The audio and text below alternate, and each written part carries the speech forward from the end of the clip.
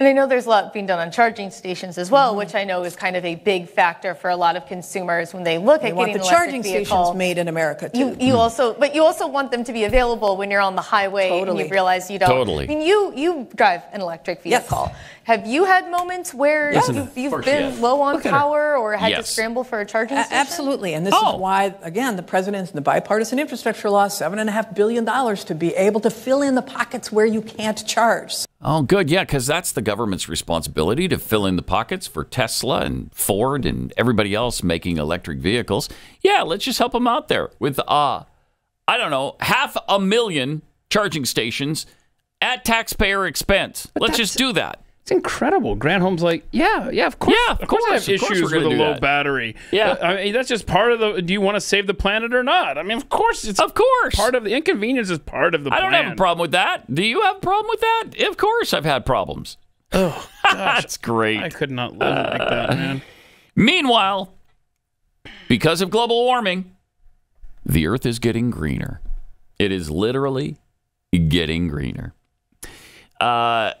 They're trying to tell us how badly we're doing, that our planet is on the verge of collapse here. It's catastrophic. It's existential. Tropical forests are being cut down. Parking lots are replacing bird-filled grasslands.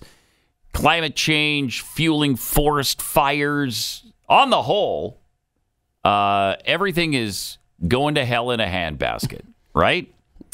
But despite this destruction, look at this. Here's what's actually happening. Scientists keep coming to a weird conclusion. The Earth is growing greener. Greener. Not green in the metaphorical, sustainable sense, but in the literal color green sense.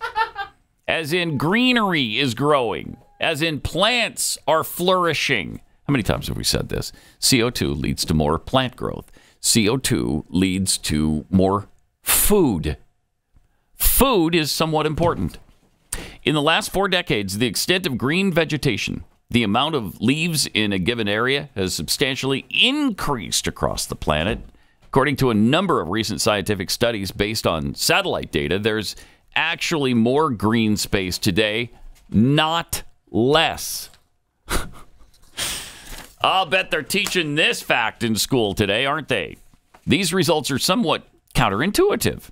Yeah, unless you know how the Earth functions. In an age of deforestation, you might expect Earth to get browner or more gray as satellites see stumps in place of trees and runways in place of wetlands. So where's all this green coming from? And by the way, the fact is we have more trees on this planet now than we ever have in the past. We have more trees on this planet than there are stars in the sky. They estimate 3 trillion trees on this planet. 3 trillion.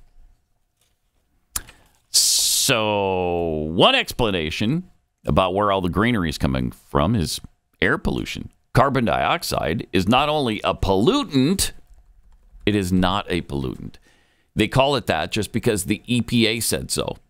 Well, that's asinine. So everything that comes out of your mouth all day long is a pollutant? Jeez. Okay. Carbon dioxide is not only a pollutant, but a fertilizer, a key ingredient in photosynthesis that helps plants grow. Huh. Some farmers inject CO2 into their greenhouses to accelerate plant growth. What? Yeah, I mean, and that's what an outrage. Yeah, that's.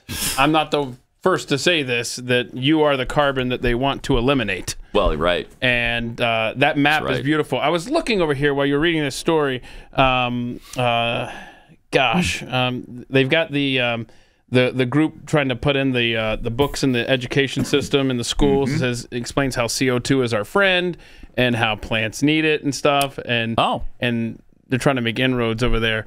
But I couldn't find that. It's fascinating, and it's something that every school should have. Schools have, of course, pornography and stuff like that, but you can't. But you don't want to tell them that good things come from CO2. Right. You don't want that. I mean, that's despicable. Chris just informs me that 911 is down now nationwide. Is that? Yeah, across the United States, 911 also is down. Oh Oh my gosh. So they're saying, wow. and thank you for the listeners for sending me screenshots of their text messages saying, like, Montgomery County saying 911 is down. So please, if you try to call from a landline. Who still has a landline? Yeah, I don't. I don't. Do you have a landline? Do you have a landline, Keith? Not anymore, no. No? Yeah. Yeah. We have one here. That's it. Yeah. So, like I said early on in the show, this could be day 0. Maybe this is how it begins. Yeah, hope not. Or probably nothing. It's probably just probably fine. Like, you know I'm what happened? A squirrel probably got electrocuted on a telephone line or something. That happens. Yeah, or that electrical happens. line. Sure. That's all. That's all. Is the thing. Well, yeah, you're right. Squirrel. Right? It's a squirrel. Yeah, darn squirrels. Chipmunk. Well, they'll gnaw on the line, and the next thing you know, millions are without 911 service. 911 services, yeah. Happens every day. Well, not every day. Well, not every day. But it just... Once a blue moon. Just happened.